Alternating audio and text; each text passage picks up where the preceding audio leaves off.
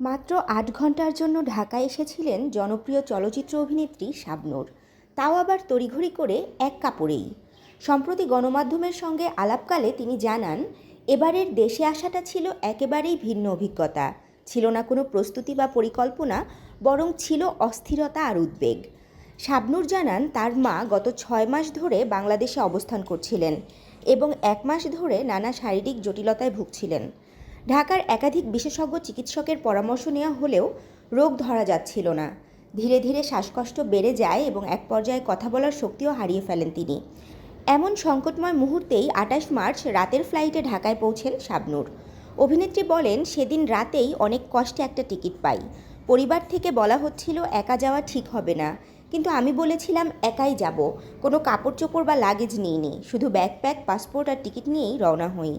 তিনি আরও বলেন, ফ্লাইটের পুরো সময়টা শুধু দোয়া করেছি মা যেন ভালো থাকেন।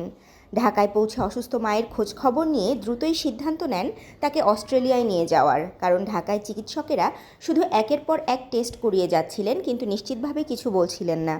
ফলে মাত্র ৮ ঘন্টা ঢাকায় অবস্থান করে অসুস্থ মাকে নিয়ে অস্ট্রেলিয়ায় ফিরে যান শাবনূর। সেখানেই হাসপাতালে ভর্তি করানো হয় তাকে।